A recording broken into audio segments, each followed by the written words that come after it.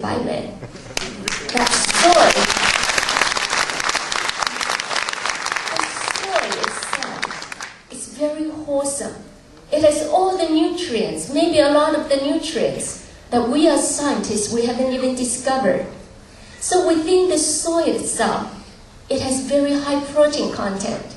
The soy has twice as much protein compared to beef, and it has 6 times more protein compared to egg. So I can call it a high protein drink. Amino acids, they are the building blocks of protein. All enzymes are proteins. As long as it is a plant, they all contain antioxidants inside. So next time, if your child doesn't want to eat spinach, all you have to tell him is, this is an antioxidant spinach. I'm sure it will even taste better that way. So wholesome, something that is natural, is always the very best for our body. But it doesn't mean everything natural is healthy. So in herbs, we divide them into 2 categories. One category we call it medicinal herbs, and the other category we call it food herbs. Medicinal herbs, they are no different than medicine, drugs. Because take for example, cocaine is natural, but is it healthy? No. You take a look into ephedra, we can isolate ephedrine out of it. It works just the same as aspirin. Take white willow bark, and you can isolate salicylic acid. Well, ephedra, you isolate ephedrine, and it causes a bleeding stroke. Okay, so medicinal herbs, they also cause side effects. Not everything natural means that it is healthy. We are so superstitious about chemicals. Today, if we go out on the street and we ask most people, we say, well, why do we die from cancer?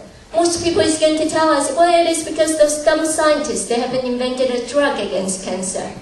If I ask them, why haven't we cured AIDS? He said, well, it is because we haven't developed a drug against AIDS. Why do we die from SARS? It's because we don't have a drug against it. So what are we saying to ourselves? We're saying that whenever we're sick, our number one choice is drugs. 1928, that was the year when we first developed the first antibiotic called penicillin. That was 1928. In the 1960s, we developed DDT, invented the DDT, the pesticide. And at that time, the American FDA came on TV, national TV, tells the public that DDT is a chemical friend of ours. Okay, and he says it has no side effect. And that was only in the 1960s. During that time, we're spraying DDT in the kindergartens, we're spraying the hair in the swimming pool, in the dinery, and we're spraying it everywhere. Only years later, we find out that it is going to cause central nervous system toxicity, cancer, and death. Okay, but that was only in the 1960s. This year is in the year 2004. So, that is about how long our history of modern medicine. What is the history of human beings? We are thousands and thousands years old. So when our ancestors get sick, do they ask themselves, do we have drugs? No. Do we have surgical procedure? No. So we have to die? No. Why? Because we all have an immune system. And our immune system is nourished by the food that we are eating on a daily basis. So, what are the food that we eat on a daily basis that will affect our immune system? The very first category of food is you must consume a lot of plant food containing phytochemicals. What are phytochemicals? Phytochemicals are not vitamins. Phytochemicals, they are naturally existing inside plant. They protect the plant from UV radiation. They protect the plant from sun damage. So, the more phytochemicals you have, the better it is for your immune system. There is one common thing about phytochemicals. Every single phytochemical, they will be able to inhibit the progression or inhibit one of the mechanisms of action of a cell turning into a cancer cell. In other words, phytochemicals can prevent us from getting cancer. And sometimes phytochemicals can actually cure us and kill the cancer cells. So phytochemicals, they are everywhere. They are inside the vegetables that we're eating. They are inside the fruits that we're eating. So if you ask me, are they miracle cures? Yes. Where are they? They are in the groceries. They are in the vegetables, in the fruits in your grocery store, in your supermarket store. Those are your miracle cures.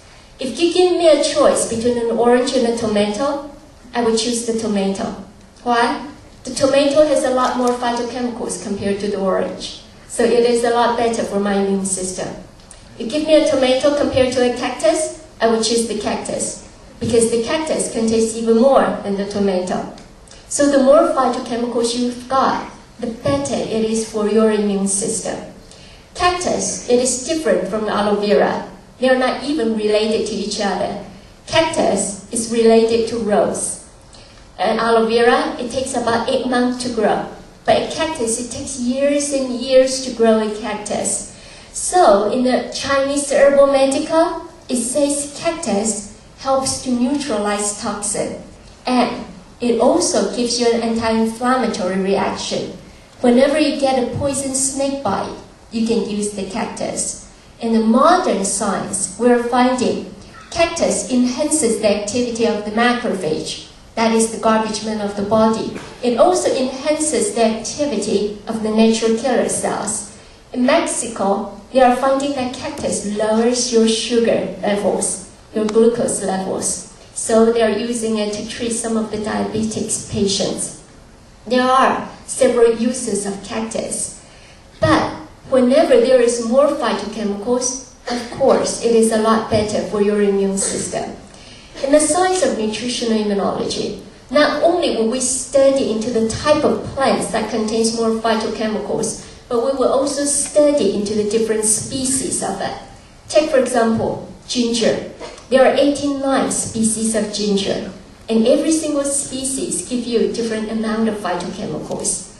We will also study into the time of harvest, because there are different times to harvest different plants. Take, for example, broccoli, the ones that you are buying from the supermarket. The younger the broccoli, the better it is for your immune system. The older the broccoli, the less effect it has.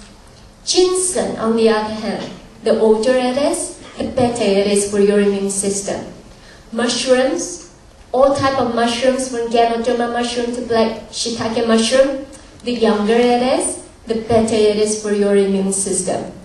Nutritional immunology, we do not try to change nature. We're merely here to prove how great nature is. Even though we may study into the genes, but I want to tell you, your best miracle cure is still in the wholesome food, in your vegetables and in your fruits. Take, for example, if you are eating smoked meat, bacon in the morning time, ham in the morning time, inside your stomach, if you can take a look into it, it's going to turn into a chemical called nitrosamine. It is a cancer-causing agent. So at this time, if you're eating also broccoli into your body, you're going to find the phytochemicals can actually break apart, neutralize this chemical called nitrosamine. Therefore, you decrease down your chances of getting cancer. The food that you're eating, the food that you're putting on your dinner table, has a much greater effect than you know. It's not the chemical drugs, it's the food that you're eating. Without the food that you're eating, without the immune system, like I say, you will not live for more than 24-48 hours. A single dust in the air will kill you. So, your immune system is supported by the different food that you're eating. I have even studied into a banana. You know, nowadays we always buy our banana when it is green, because we have to ship it from Mexico or from somewhere else. So it's green when we cut it, right? We're finding that if you leave the banana to become ripe on the tree itself, not in your home, okay, on the tree, then the banana has a lot of